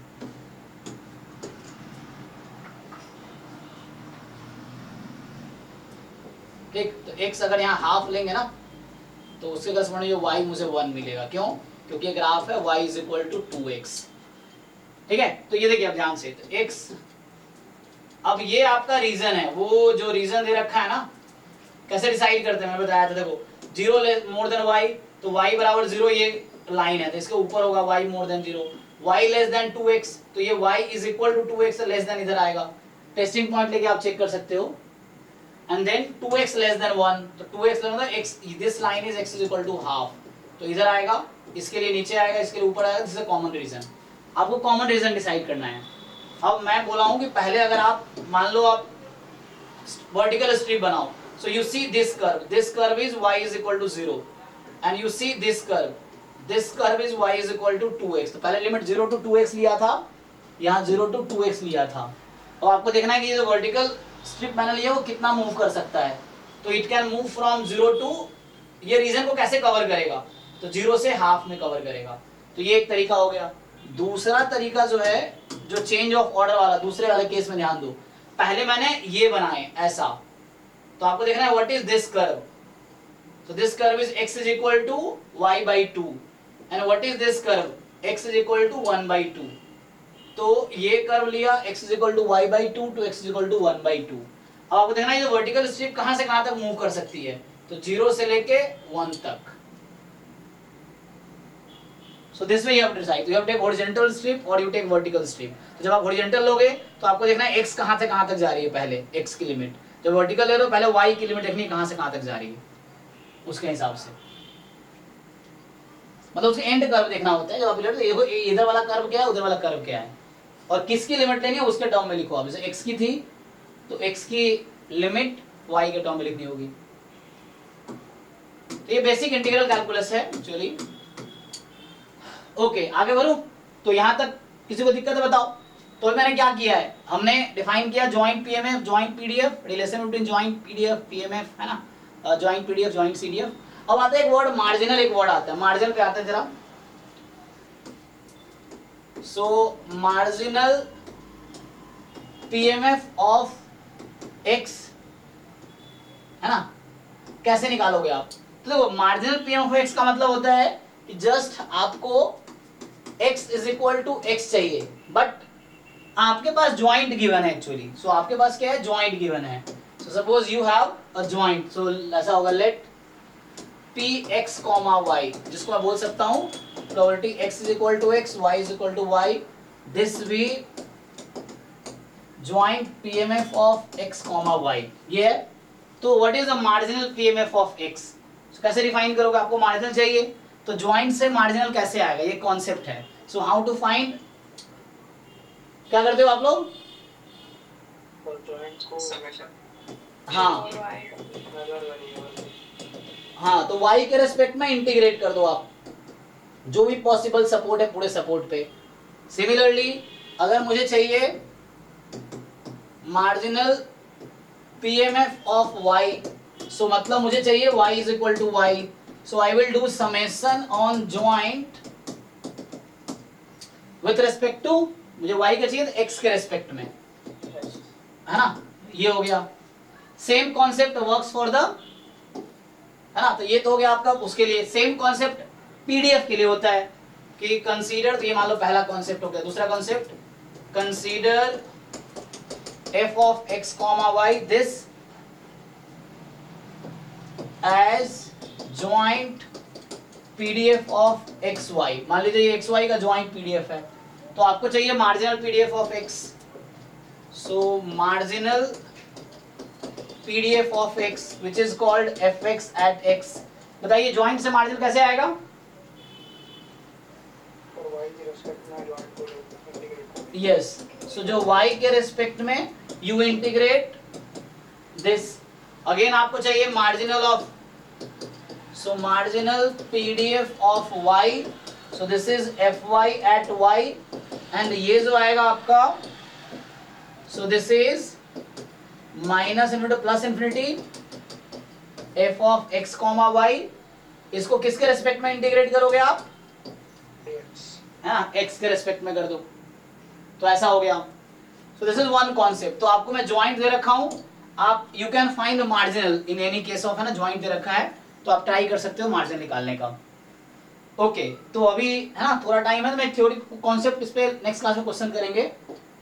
सो अभी एक कॉन्सेप्ट और ये है कि लेट, मान लो ऐसा है कि probability x is equal to x comma y is equal to y be joint PMF of x Y, ठीक।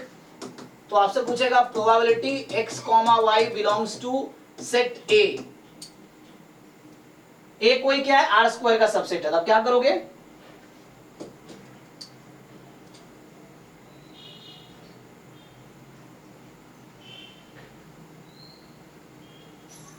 तो इस केस में क्या करेंगे हम लोग, जो भी पॉसिबल वैल्यू है, like double summation probability x is equal to x, y is equal to y, जहां बस हम अभी मैं ऐसा लिख दूंगा x y belongs to A।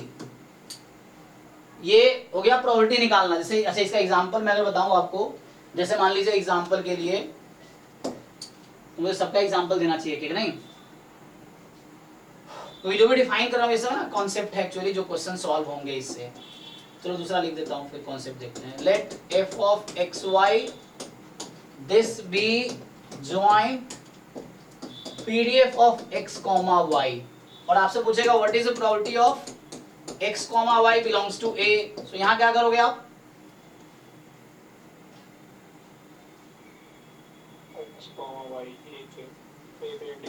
हाँ, सो जो ज्वाइंट पीडीएफ है उसको आप इंटीग्रेट कर दोगे A पे। सो x कॉमा y यहाँ भी A पे बिलोंग करेगा, डिपेंड करता है A क्या है, या रीजन R लिख सकते हो आप, है ना, समटाइम बुक में रीजन R लिखा रहता है। सो इस तरीके से आ जाएगा आपका।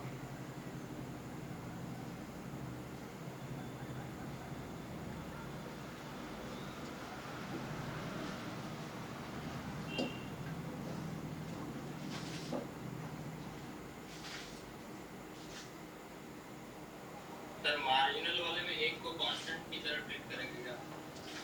मार्जिनल वाले में यहाँ पे नहीं, जैसे अब मैं वापस इस पे, है ना, टाइम है ना, चलो 2-3 मिनट है। देखो जैसे मुझे ज्वाइन दे रखा है, मार्जिनल चाहिए, तो दूसरे के रेस्ट से मैं क्वेश्चन लिखता हूँ, भी लिखा था ना। तो जैसे एग्जांपल देता हूँ, देखो, consider joint PMF of x comma y। तो मान लो ऐसा है, probability x comma x, y is equal to y, this is ऐसा होगा 1/4 when x y belongs to either, मान लो ऐसा हो गया कि 0 0। हाँ ठीक है, चलो x y is equal to 0, या ऐसा बोल दो, है ना, x y जो है इक्वल टू 0 0 ले लिया, मतलब ऐसा बोल दिया x कॉमा y 0 0। ये तुम चाहो तो है ना वो अलग अलग भी लिख सकते हो। और 1/2, या हर पॉइंट पे 1/4 ही ले लो ना, क्या दिक्कत। देखो 1/4 when x is x comma y is 0 1, 1/4 when x y is 1 0। आप अलग अलग भी लिख सकते थे, तो मैं ऐसा लिख रहा हूँ, मतलब अलग in the sense x is equal to 1, y is equal to 0, no problem. This मैं जैसे एग्जांपल बनाना चाह रहा हूँ, एक ऐसा लिख दिया मान लो मैंने। अब आपसे पूछा जाएगा ये ज्वाइंट है, इसको आप ऐसे टेबल में भी लिख सकता था मैं कि x की वैल्यू 0 या x की वैल्यू 1, y की वैल्यू 0 या y की वैल्यू 1, तो इस तरह से हो जाएगा। तो ये सब में 1/4 रखा है मैंने, जस्ट समझने के लिए। हम चेंज भी कर सकते हैं ऐसे, तो मैंने 1/4 ही रखा है सब में। अब आपसे पूछेगा इसे मार्जिनल बताओ मुझे, आपसे क्या पूछेगा? So marginal PMF of X, मतलब probability capital X is equal to X. तो एक्स की क्या पॉसिबल वैल्यूज हैं, एक्स का रेंज क्या है, देख पा रहे होंगे, या तो 0 या 1 है ना, 0 0 1 1। तो एक्स या तो 0 होगा या एक्स 1 होगा, आपको देखना अब एक्स 0 कब होगा। तो सिंपली जब एक्स 0 चाहिए ना, तो इन पूरे वाई पे समेशन कर दो। अब यही कर रहा था ना, वाई के रेस्पेक्ट में समेशन ले रहे हैं, तो वाई 0 या 1 दोनों को ऐड कर लो, कितना हो गया ये हाफ, है ना। इधर भी y के रेस्पेक्ट में समेशन कर लो 1/2। तो मैंने ऐसा एग्जांपल लिया, मैं चाहूँ तो यहाँ 1/3 1/4 ऐसे अलग अलग करके सम 1 कर देता तो भी हो जाता।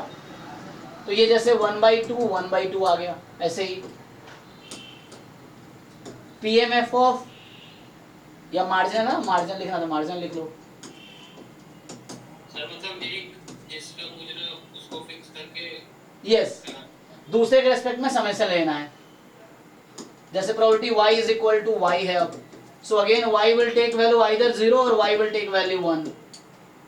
तो जैसे अब क्या करना है आपको, कोई बुक उठाओ, उसमें देखो marginal PMF, marginal PDF, joint PDF, joint PMF के क्वेश्चंस कैसे हैं, एग्जांपल करो, एक्सरसाइज करो, असाइनमेंट्स देखो ड्राइव में है, असाइनमेंट ट्राई करो आप, है ना, पीवाईक्यू ट्राई कर सकते हो इस टॉपिक पे जो है उस तरह से। सो यहाँ से क्या आएगा, y 0 हो गया अगर, तो ये भी हाफ हाफ ही आएगा हालांकि, क्योंकि आपको जब y बराबर 0 चाहिए ना, so when you need y is equal to 0, so आप x के रेस्पेक्ट में सम कर दोगे, तो ये आ जाएगा 1/2 ना, ऐड करके, ये भी 1/2 क्योंकि मैंने सेम ही लिया है हालांकि, सो ये ऐड कर लो, ये 1/2। तो y बराबर 0 की प्रोबेबिलिटी 1/2 है, y बराबर 1 की 1/2 है, x बराबर 0 की ये 1/2 है, x बराबर 0 की ये है, और ये ज्वाइंट था, 0 0 है तो ऐसा है, 1 1 ऐसा ज्वाइंट था एक्चुअली। सेम कॉन्सेप्ट कॉन्टिन्यूअस में है कि जैसे अगर मुझे कॉन्टिन्यूअस का दे रखा है, मान लीजिए कि वही क्वेश्चन लिखता हूं मैं, लेट, मैं लिखा था ना question, joint PDF of x, y, b, तो वो मैंने लिखा था, ठीक है ना। तो ये मैंने क्या लिखा था कि इसका जो था सिंपली कि क्या था यहाँ पे 12x ना, 0 less then y less then 2x less than 1, 0 otherwise. ध्यान दो, अब मुझे चाहिए marginal PDF of x, fx of x। सो मैं क्या करूंगा, जो ज्वाइंट है जो कि है 12x, अब इसको किसके रेस्पेक्ट में इंटीग्रेट करेंगे जी, y के रेस्पेक्ट में, और y की लिमिट क्या लेंगे, ठीक है। सो 0 से 2x, बताओ कितना आ जाएगा फाइनल,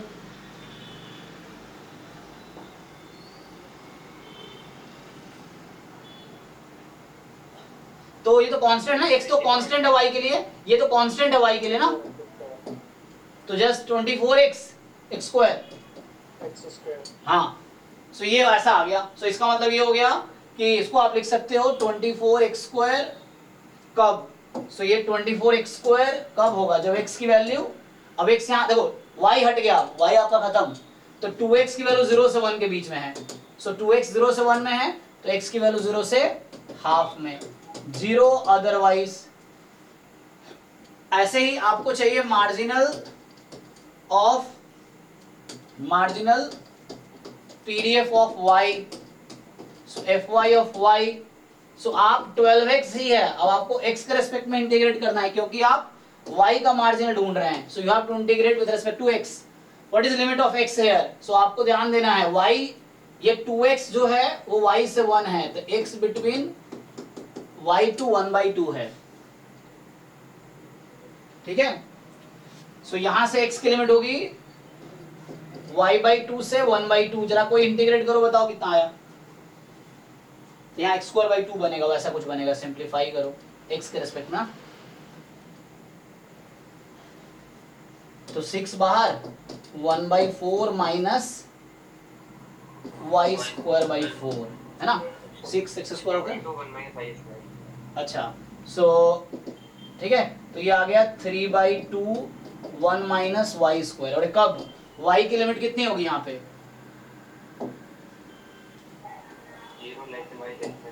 सो 0 less then y less than 1, यहाँ देखना है y, अब x हटा दो तो y की वैल्यू 0 से 1 में होगी, ठीक है। तो ये हो गया, सो आपके पास क्या आया, तो इसको हम ऐसे लिखते हैं fx ऑफ x, हम लोग ऐसे लिखते हैं कि 24x² जब x 0 से 1/2 है, वो तो वहाँ लिखी दिया मैंने, 0 otherwise fy of y 3/2 1 minus y², 0 less then y less than 1, 0 otherwise. ठीक जी। तो यहाँ तक तो हमने आज सिंपली देखा what is definition of joint PMF, PDF, joint CDF last class में देखा था हमने, फिर मार्जिनल पीडीएफ, मार्जिनल, ये थ्योरीज हैं। क्वेश्चंस आपको बहुत सारे प्रैक्टिस करने हैं, जो भी नेक्स्ट क्लास में क्वेश्चंस पे कराऊंगा अभी कुछ, देन हम अगली थ्योरी करेंगे। ठीक है, तो अभी नेक्स्ट बैच का टाइम है, तो अभी के लिए thank you and good night. अभी किसी को डाउट है तो 9 to 9:30 डाउट क्लास होगा, तो आप पूछ सकते हो। Thank you sir. ठीक है, थैंक यू। हाँ।